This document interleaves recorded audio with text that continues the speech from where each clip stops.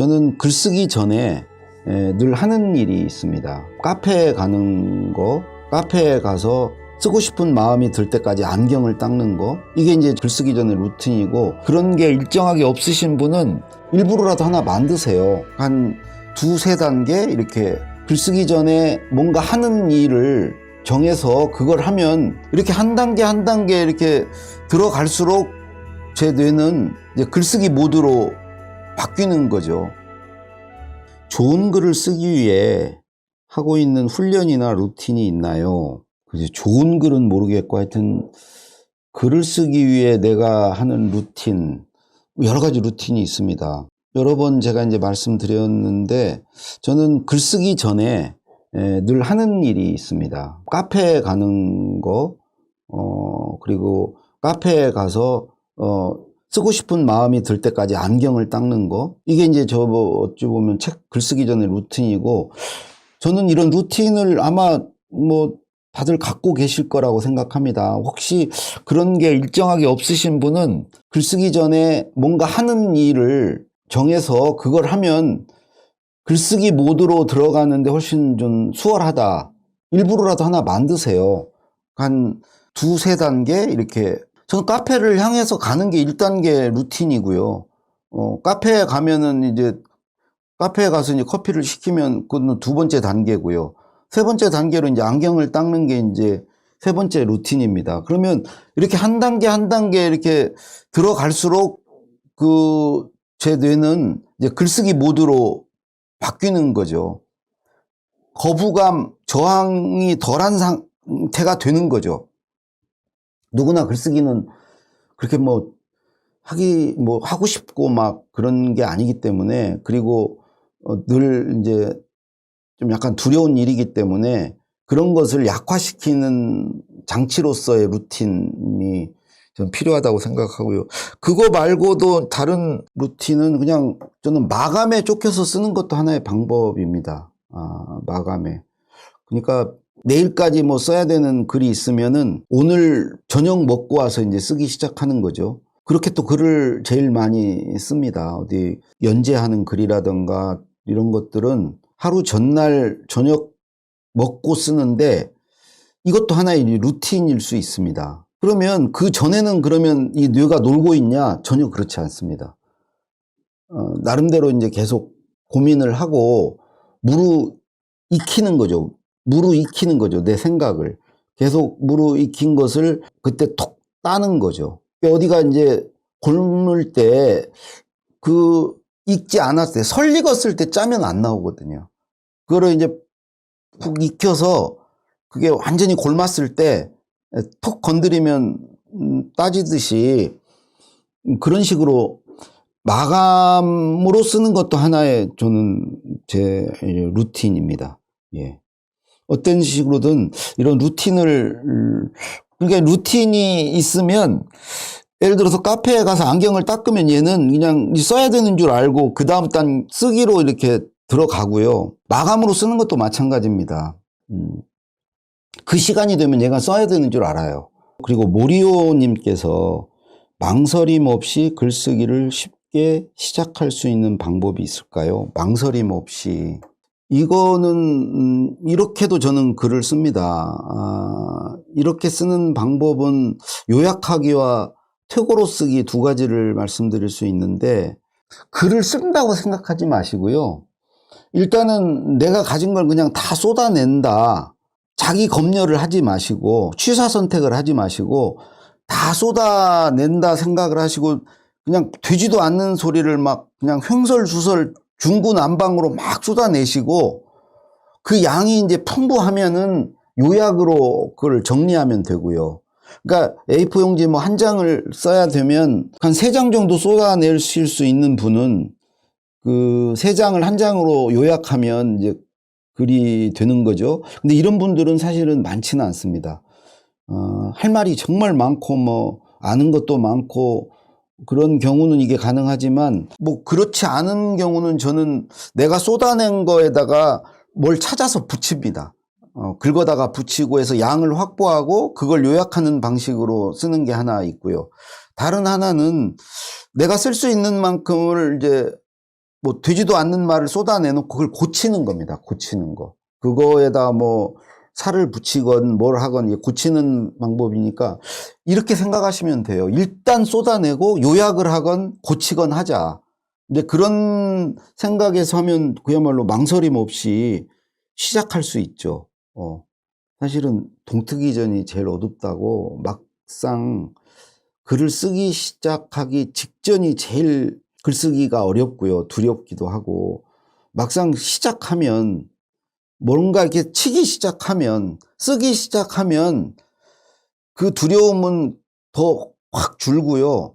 오히려 뭐 막막했던 뭘 쓰지 이런 상태에서 쓸거리가 자꾸 이제 생각이 나기도 하고요. 그래서 일단 시작하는 게 저는 좋다고 생각을 합니다. 뭐라도 치기 시작하시면 훨씬 더 좋은 상태, 글을 쓰기 좋은 상태가 된다. 이렇게 그런 믿음을 가지고 일단 시작을 하시기 바랍니다. 헬렌님께서 글에는 여러 가지 힘이 있다고 생각됩니다. 그러니까 글쓰기를 잘하고 싶다면 가장 좋은 게 무엇인가요? 독서일까요? 글쓰기를 잘하고 싶다면 필요한 걸 말씀하시는 것 같은데 당연히 독서 중요하죠. 근데 저는 독서 그 자체보다는 그 독서를 통해서 내 글에 써먹을 수 있는 것을 얼마나 찾느냐가 중요하다고 생각을 합니다. 저는 책에서 제 글에 써먹을 거리를 찾는 방법이 우선 첫 번째는 목차 열심히 봅니다. 책의 목차. 목차를 유심히 보면은 거기서 글감을 많이 찾거든요. 목차를 보다 보면은 이건 나도 할 말이 있다.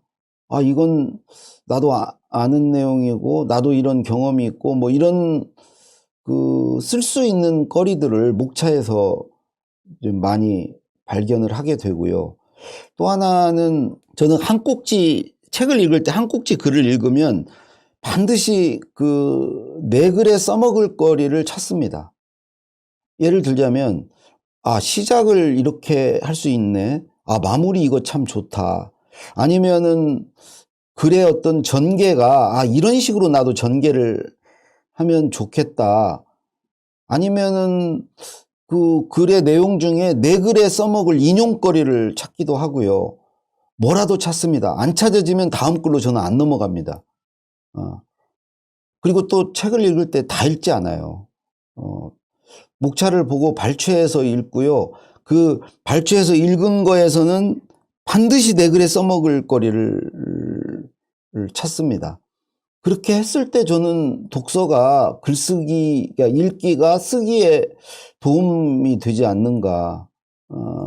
그러니까 책을 읽는 목적이 어떤 분은 그냥 무료함을 달래기 위해서 혹은 재미를 위해서 혹은 뭐 자기 개발을 위해서 아니면은 어떤 감정의 순화 카타르시스를 느끼기 위해서 아니면 어떤 시험을 보기 위해서 읽으시는 분들도 있겠죠. 수험서 같은 걸 읽으면. 근데 저는 독서의 목적이 딱 하나예요. 분명해요. 글쓰기 위해서 읽습니다. 그래서 글감을 찾습니다. 그래서 저는 재미를 위해서 읽지는 않아요. 그러니까 소설이나 시는 거의 안 읽습니다. 거기서 이렇게 글감을 찾기가 쉽지 않기 때문에 그럼 글감을 어디서 제일 많이 찾냐? 저는 글을 쓰는 종류가 글쓰기, 말하기, 소통, 리더십, 이런 것과 관련된 글을 쓰기 때문에 책도 이제 그런 관련된 책을 좀 읽으려고. 그러니까 편협하죠. 편식인데 저는 하여튼 그렇습니다. 전혀 자랑은 아니고요. 부끄러운 일이긴 한데 어차피 저는 글을 쓰기 위해서 읽기 때문에, 그러니까 그 책의 어떤 대상도 이렇게 좁혀져 있고요. 이제 그렇게 있습니다.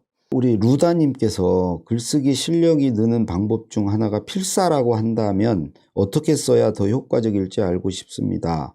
라고 하셨는데 저는 필사는 해본 적이 없습니다. 베껴쓰기는 해본 적이 없는데 본격적으로 책 한 권을 필사하거나 그런 건 안 했지만 예를 들어서 이제 청와대 막 들어갔을 때 일종의 습작같이 해보긴 했죠. 근데 필사를 이렇게 보면서, 내용을 보면서 그대로 뭐 치거나 그대로 쓰는 건 필사 효과가 없다고 생각합니다. 어떻게 해야 효과가 있냐? 한 문장을 딱 봤으면 이걸 안 보고 그냥 한 문장을 쳐보거나 쓰거나 이랬을 때 저는 필사 효과가 있지 않을까. 일단 보고 쓰거나 치는 것은 의미가 없다.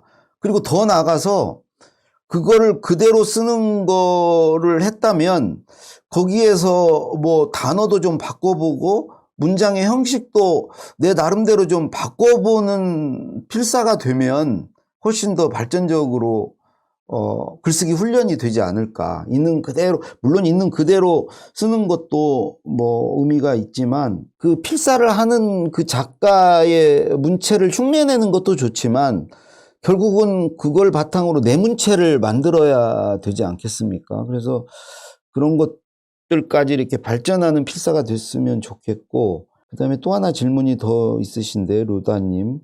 퇴고하는 방법과 초보자가 주의했으면 하는 퇴고 방식에는 어떤 것이 있는지 알고 싶습니다. 나의 퇴고하는 방법과 초보자가 주의했으면 퇴고 방식. 저는 제가 이제 나는 말하듯이 쓴다에도 그 책에 실었는데 저는 글을 하나 쓰면은 42가지를 이렇게 체크해 본다. 그게 나의 퇴고 체크리스트다. 그래서 뭐 거기에 여러 항목들이 있죠. 그 중에 뭐 예를 들어서 사실과 다른 내용이 있는가 이런 것도 이제 체크해 보고 굳이 뭐 빼도 되는 내용이 있는가 이런 것도 체크해 보고 이런 걸 하나하나 이제 체크를 해 봅니다. 단어를 좀 다른 단어로 바꾸면 더 좋을 대목이 있는가 아니면 그 문단의 순서나 문장의 순서를 좀 바꾸면 더 좋아질 부분은 없는가 이런 거 체크해 봅니다. 그래서 결국 이 퇴고를 잘 하려면 체크리스트가 있어야죠.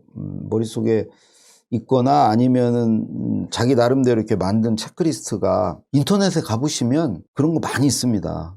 이런 걸 체크해 보라고 하는 내용들이 많으니까 그거 가지고 자기의 체크리스트를 만드시면 좋을 것 같고요. 초보자가 주의했으면 하는 거는 저는 일단 쓰자마자 퇴고하는 건 크게 의미가 없다고 생각합니다. 이렇게 좀 잠깐이라도 묵혀두고 내가 쓴 글에서 좀 낯설어질 필요가 있다고 생각하고요. 그 다음에 이제 초보자의 경우에 주로 오탈자나 그 비문, 그 문장이 이렇게 문법에 안 맞는 걸 찾는데 이게 주안점을 두고 퇴고를 하시는데 여러 번 하는데 그때그때마다 목적의식을 갖고 해야 된다. 그러니까 오탈자 볼 때는 오탈자만 보고 그 다음에 뭐 비문을 찾을 때는 비문만 보고 그래서 그렇게 보다 보면은 횟수가 되게 많아져야 됩니다. 또 문맥의 어떤 흐름만 볼 때는 그 흐름만 가지고 보고 또 그 문단을 하나씩 하나씩 떼서 그 문단 자체가 완결성이 있는가 그렇게 볼 때는 그냥 문단 하나씩만 떼서 보고 목적의식을 가지고 여러 번 볼 필요가 있다. 근데 보통 그 초보자 분들은 횟수를 별로 여러 번 보지를 않죠. 한 번 많이 봐도 이제 2번 이상은 안 볼 텐데 결국은 뭐 글을 잘 쓰는 분들은 그 퇴고를 잘 하는 분들이고 그런 분들은 되게 이제 여러 번 제가 어느 저 보니까 작가들은 뭐 5-6번 본다고 하더라고요. 많이 보면 저도 책을 낼 때 4-5번은 보는 것 같습니다. 근데 봐보시면은 볼 때마다 고칠 게 있습니다. 그게 이제 어느 수준에서 내가 타협을 하고 스톱을 해야 될지 고민이 될 정도로 그러면 보면 또 더 보면 더 고칠 게 있고 더 좋아질 거기 때문에 그렇습니다. 그 다음에 문장의 길이, 문단의 길이는 어느 정도가 적당할까요? 저는 문장은 저는 이제 사람마다 다른데 저는 짧게 쓰는 쪽입니다. 그러니까 장문이 아닌 단문 중심으로 쓰는데 길이는 저 같은 경우는 이렇게 한 줄이 넘어가게 쓰지는 않습니다. 보통은 한 줄 반을 넘기지 마라. 아무리 길어도 문장이. 왜 그러냐면 문장이 길어지면 읽기도 좀 힘들고요. 글 자체가 좀 어려워지고 또 이 스텝이 꼬일 수가 있어요. 그러니까 주술이 안 맞거나 비문이 될 확률이 높아지죠. 문장이 길어지면. 그래서 저는 가급적 그 길이는 좀 짧게 쓰는 편이고, 문단의 길이는 저는 오히려 그 문단마다 길이가 비슷해야 된다는 강박에서 좀 벗어나시는 게 좋다고 생각합니다. 어떤 문단은 짧게 치고 어떤 문단은 좀 길고, 그래서 이게 좀 변화가 있어야 글이 좀 더 지루하지 않지 않는가. 근데 보통은 저도 이제 처음 글 쓸 때는 그런 강박이 있어요. 되게 그 문단별로 분량이 비슷합니다. 그렇게 쓰려고 또 은연중에 노력을 하게 되고요. 근데 그러실 필요 없다. 문단의 길이는 그래서 몇 문장으로 써라, 이런 말씀 좀 드리기가 그럴 것 같고요. 또 하나 질문이, 잘 쓴 글은 글의 구조가 어떤 식인지 구체적으로 설명 부탁드려요. 글쎄요, 잘 쓴 글의 구조가 따로 있는 건 아닌 것 같고, 저는 이렇게 말씀드리고 싶네요. 사람마다 다 자기 글의 어떤 구조의 특색이 있습니다. 그래서 김대중 대통령 같은 경우는 이렇게 첫째, 둘째, 셋째 그러면서 병렬식의 구조를 갖고 있죠. 횡으로 쭉 나열하는 식의 구조입니다. 반대로 노무현 대통령 같은 경우는 뭔가를 주장하고 이유를 대고 근거를 달고 사례를 들고 다시 재주장을 하는 식으로 종적인 이 직렬 구조를 갖고 있죠. 구조는 또 이런 구조도 있죠. 총론을 얘기하고 총론에 강론을 다는 방식의 구조도 있을 수 있고, 보통 우리 학교 다닐 때 배운 저는 서론, 본론, 결론, 기승전결의 구조는 저는 의미 없는 구조라고 생각을 합니다. 그건 논문 쓸 때는 어떨지 몰라도 제가 글을 쓰면서 기승전결을 맞춰서 글을 써본 적은 없는 것 같아요. 서론, 본론, 결론도 마찬가지고요. 그런 것보다는 그냥 병렬식 구조냐, 직렬식 구조냐, 아니면 과거, 현재, 미래 어떤 연대기적인 구조냐, 또는 좀 육하원칙에 따른 구조냐. 주로 저는 저의 글의 구조는 김대중 대통령님 스타일을 좋아합니다. 그래서 세 가지를 얘기하겠다 그러고 첫째, 둘째, 셋째 이렇게 병렬식으로 이렇게 나열하는 식으로 저는 그런 구조로 많이 글을 씁니다. 이 구조가 궁금하시면 주로 칼럼을 좀 출력을 하셔서요. 자기가 보기에 잘 쓴 칼럼들을 출력을 하셔서 칼럼의 구조를 좀 보세요. 이런 구조로도 쓸 수 있고 이렇게도 쓸 수 있다는 것을 칼럼의 구조를 보면서 좀 공부를 하시면 좋을 것 같습니다. 이노님께서 글 쓴 것을 다시 읽어볼 때 문맥과는 다른 아무 말 대잔치를 할 때가 너무 많아 문장의 대부분을 수정합니다. 글을 쓸 때 어떻게 하면 글감 주제의 방향성을 잘 지키면서 이거는 정확합니다. 그러니까 글 쓰기 전에요. 주제문을 잡고 쓰세요. 주제문을. 한 문장을. 주제문을 잡고 쓰면 훨씬 이렇게 중언부언하고 주제에서 이게 벗어난 쪽으로 자꾸 이렇게 배가 산으로 가는 것을 좀 줄일 수가 있죠. 우리 인호님은 글쓰기 전에 핵심 메시지, 주제 문장을 잡고 쓰시는지 모르겠는데, 물론 그걸 잡고 쓰는데 쓰다 보면 주제문이 바뀌어요. 바뀌는데 이거는 바뀌는 건 또 바뀐 대로 해야 되겠죠. 일종의 배를 닻을 내리는 거예요. 닻을 내리는 게 전 주제문을 잡는 거라고 생각해요. 닻을 딱 내려놓으면 배가 사방으로 막 둥둥 떠다니지 않겠죠. 그래서 주제문으로 좀 닻을 내리고 쓰면 될 것 같고요.